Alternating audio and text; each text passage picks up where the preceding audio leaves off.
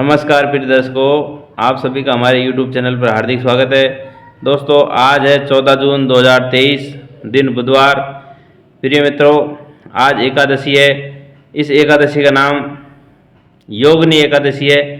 तो दोस्तों, आज की कहानी में आप जानेंगे कि योगिनी एकादशी का महत्व क्या है, इसकी व्रत कथा क्या है, सबसे पहले इस व्रत को किसने किया था, इसका महात्म्य क्या है। तो प्रिय दर्शकों, आप सभी बने रहिए हमारे YouTube चैनल के साथ। अब मैं कहानी शुरू करता हूँ।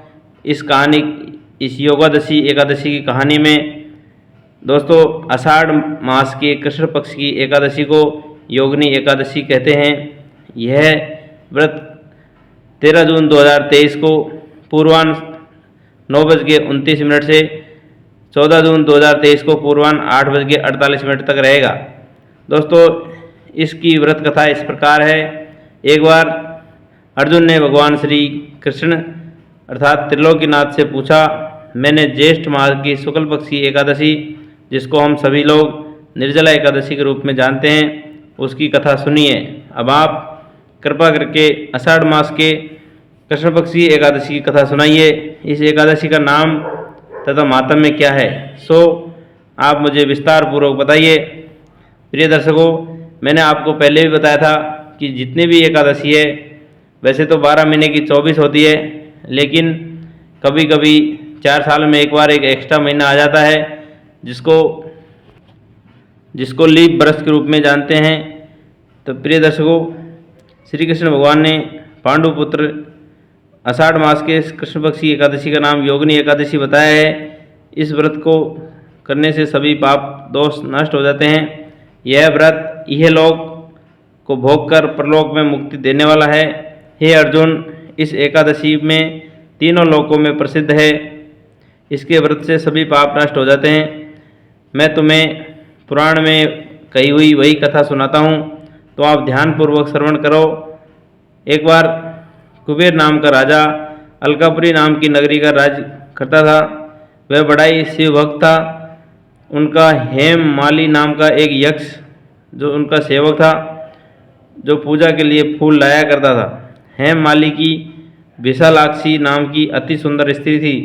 एक दिन वह मानसरोवर से पुष्प लेकर आया, किंतु कामासक्त होने के कारण पुष्पों को रखकर अपनी स्त्री के साथ रमण करने लगा। इस भोग विलास में दोपहर हो गई। हेम माली की राह देखते देखते जब राजा कुबेर को दोपहर हो गई, तो उसने क्रोधपूर्वक अपने सेवकों को आज्ञा दी कि तुम लोग जाकर पता लगाओ कि हेम माली अभी तक पुष्प लेकर क्यों नहीं आया। जब सेवकों ने उसका पता लगा लिया, तो राजा के पास आकर बताया, हे राजन, वह हेम माली अपनी स्त्री के साथ रमण कर रहा है। तो प्रिय दर्शकों, इस बात को जब राजा ने सुना, तो राजा बहुत गुस्से में आ गया और राजा कुबेर ने हेम माली को बुलाने के लिए दूत भेज दिए। डर से कांपता हुआ हेममाली राजा के सामने उपस्थित हुआ। उसे देखकर कुबेर अत्यंत क्रोध आया और होठ फड़फड़ाने लगे। राजा ने कहा, अरे अधम, तूने मेरे परम पूजनीय देवों के भी देव भगवान श्री शिव जी का अपमान किया है। मैं तुझे श्राप देता हूँ कि तू स्त्री के वियोग में तड़पे और मृत्युलोक में जाकर कौड़ी का जीवन व्यतीत करे। कुबेर के श्राप के कारण वह तत्क्षण स्वर्ग से पृथ्वी पर गिरा और कौड़ी हो गया। उसकी स्त्री भी उससे बिछुड़ गई। मृत्युलोक में आकर उसने अनेक भयंकर कष्ट भोगे, किंतु शिव की कृपा से उसकी बुद्धि मलिन न हुई और उसे पूर्व जन्म की सुध रह गई, मतलब याददाश्त रह गई। अनेक कष्टों को भोगता हुआ तथा अपने पूर्व जन्म के कुकर्मों को याद करता हुआ वह हिमालय पर्वत की तरफ चल पड़ा। चलते चलते वह मार्कंडेय ऋषि के आश्रम में जा पहुँचा।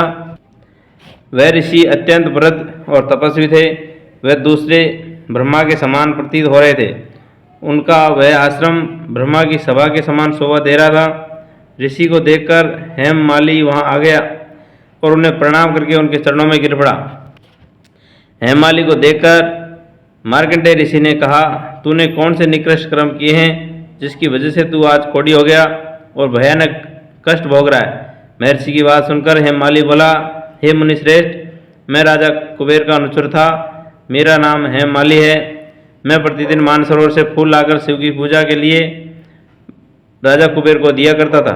एक दिन पत्नी सहवास के सुख में फंस जाने के कारण मुझे समय का ज्ञान नहीं रहा और दोपहर तक पुष्प नहीं पहुंचा सका। तब उन्होंने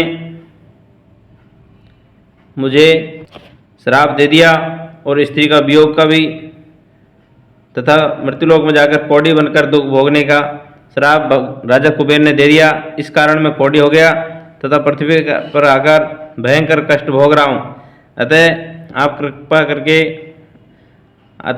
करके आप कोई ऐसा उपाय बताइए जिससे मेरी मुक्ति हो सके। मार्कंडेय ऋषि ने, हेममाली, तूने मेरे सम्मुख सत्य वचन कहे हैं, इसलिए मैं तेरे उद्धार के लिए एक व्रत बताता हूँ। यदि तू आषाढ़ मास के कृष्ण पक्ष की योगिनी एकादशी नाम का व्रत करेगा विधान पूर्वक, तो तेरे सारे पाप ताप नष्ट हो जाएंगे। महर्षि का वचन सुन हेममाली अति प्रसन्न हुआ। उसके वचनों के अनुसार योगिनी एकादशी का विधान पूर्वक व्रत करने लगा। इस व्रत के प्रभाव से अपने पुराने स्वरूप में आ गया और अपनी स्त्री के साथ सुखपूर्वक रहने लगा। हे राजन, इस योगिनी एकादशी की कथा का फल 88 सहस्त्र ब्राह्मणों को भोजन कराने के बराबर है। इसके व्रत से सभी पाप नष्ट हो जाते हैं और अंत में मोक्ष को प्राप्त करके प्राणी स्वर्ग का अधिकारी बन जाता है। प्रिय मित्रों, ये थी योगिनी एकादशी की कथा। अब आप जानेंगे कथा का सार। मनुष्य को पूजा आदि धर्म में आलस्य या प्रमाद नहीं करना चाहिए, अपितु मन को संयम में रखकर सदैव भगवान की सेवा में तत्पर रहना चाहिए। अन्यथा आपकी स्थिति भी हेममाली की जैसी हो जाएगी। दोस्तों, जो समय भगवान का है वो भगवान को अर्पण करें, जो समय हमारे लिए है वो हमारे लिए देना चाहिए। आज की कहानी में इतना ही। प्रिय दर्शकों, कहानी अच्छी लगी हो तो सभी कमेंट में जय श्री कृष्णा राधे राधे लिखना नहीं भूले। सभी को योगिनी एकादशी की बहुत बहुत शुभकामनाएं। धन्यवाद दोस्तों, थैंक यू।